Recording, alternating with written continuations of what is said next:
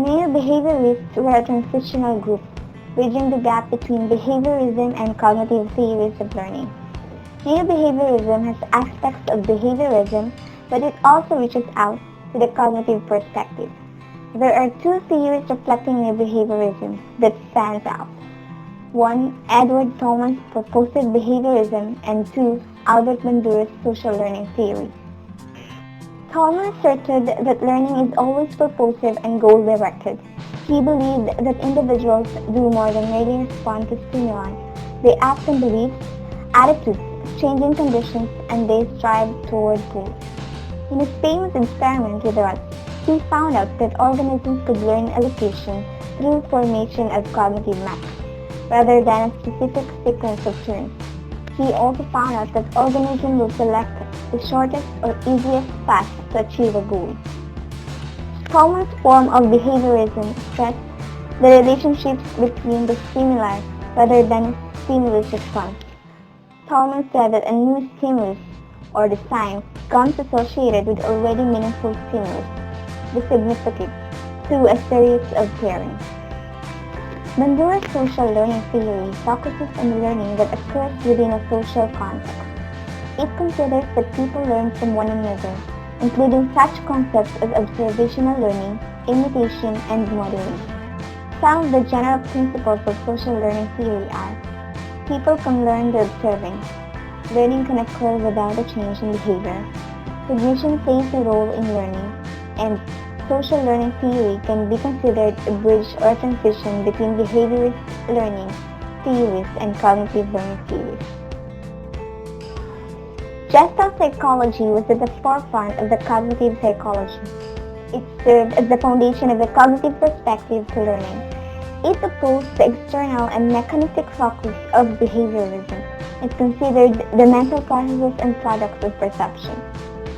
These illustrations challenge our perceptual skills. When you look at the pictures, your mind follows certain principles of perception. Gestalt psychology is concerned with such principles. Gestalt theory emphasizes the importance of sensory holes and the dynamic nature of visual perception. The term Gestalt means form or configuration.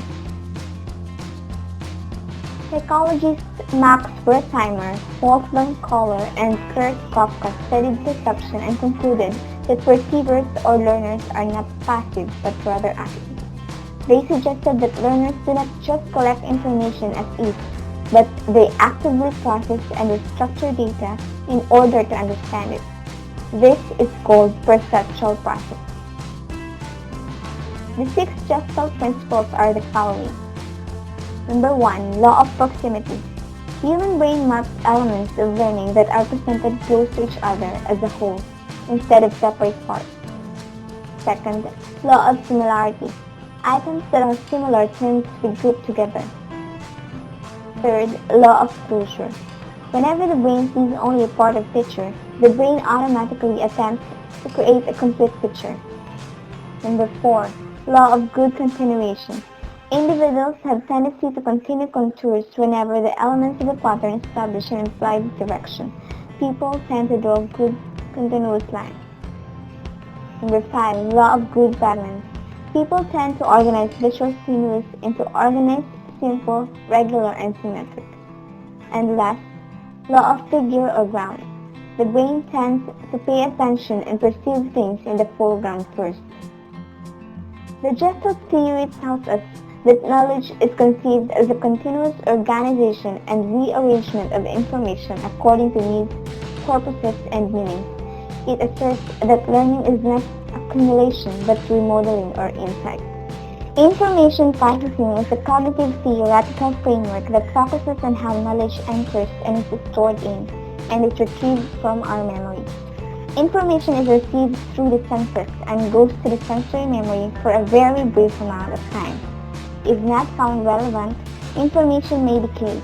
It goes to the short-term memory and if given attention and is perceived and found to be relevant, it is sent to the long-term memory. If not properly encoded, forgetting occurs. Different cognitive processes applied to the information will then determine if the information can be retrieved when needed later. In his theory, Gagnon specified several different types or levels of learning. Gagnon named 5 categories of learning: verbal information, intellectual skills, cognitive strategies, motor skills, and attitudes. He stressed that different internal and external conditions are needed for each type of learning. Thus, his theory is called conditions of learning.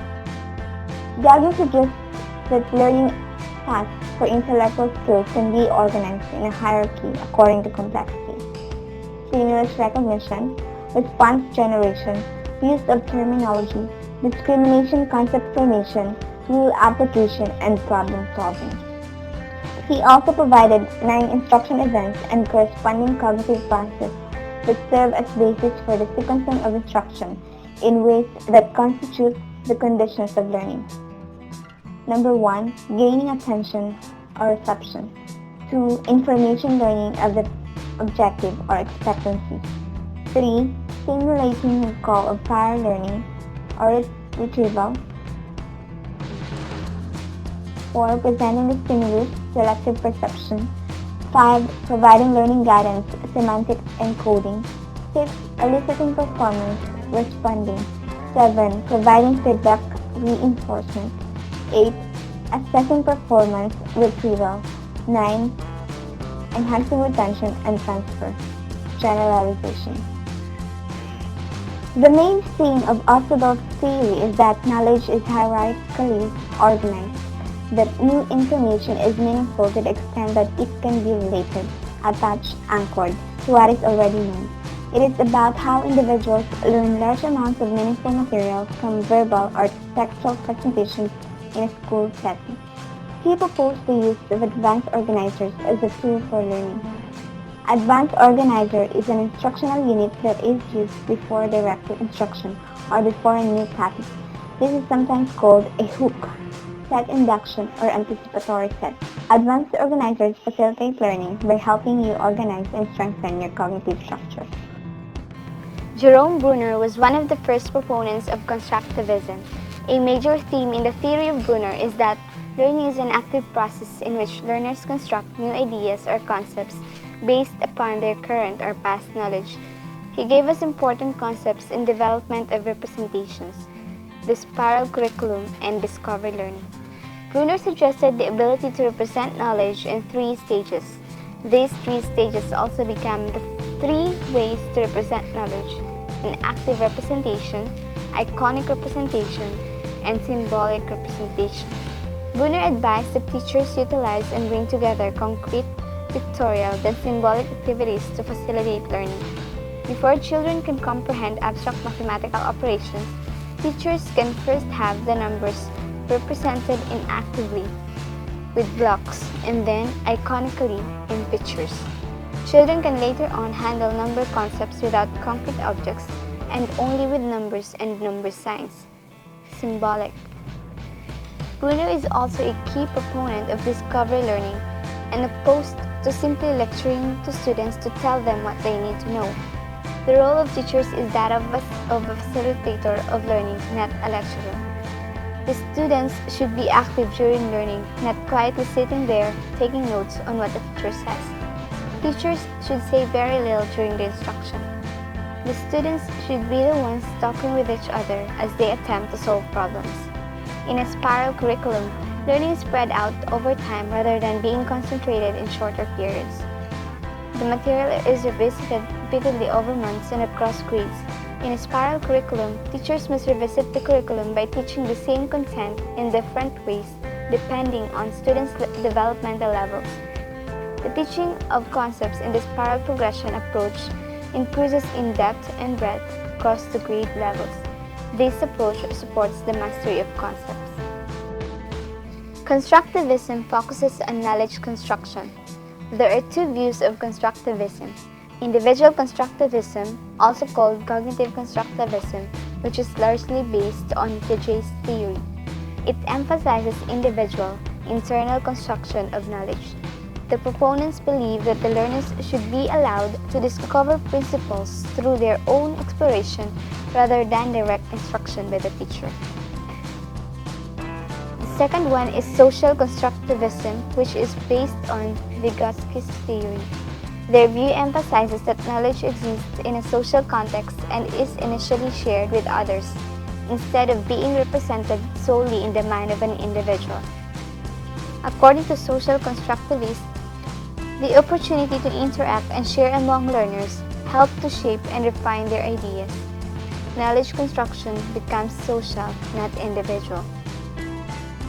The two views of constructivism share four characteristics. According to Egan and Kauchak, these are: 1. Learners construct understanding. Learners are seen as active thinkers who interpret new information based on what they already know. Second, new learning depends on current understanding.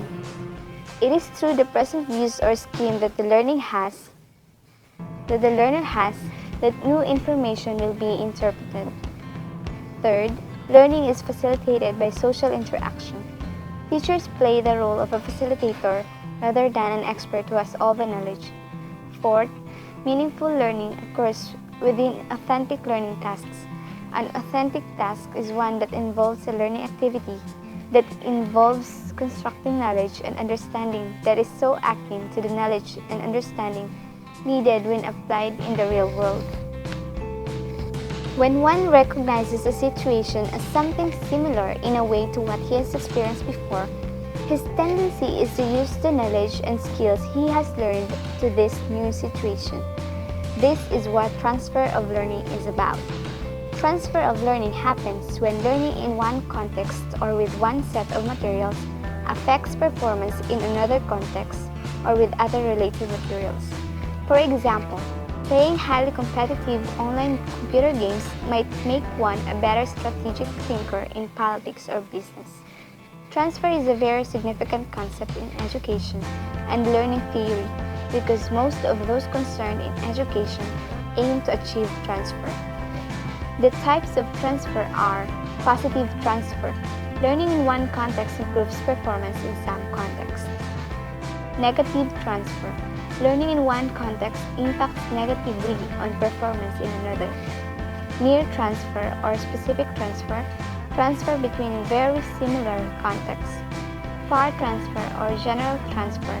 Transfer between contexts that, on appearance, seem remote and alien to one another. There are different conditions and principles that affect the transfer of learning.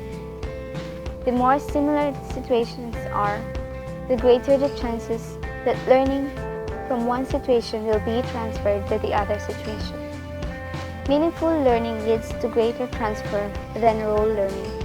The longer the time spent in instruction, the greater the probability of transfer. Exposure to many and varied examples and opportunities for practice encourages transfer. Transfer of learning is most likely to happen when learners discover that what they learned is applicable to various contexts. Principles transfer easier than facts. Student reflection improves transfer of learning.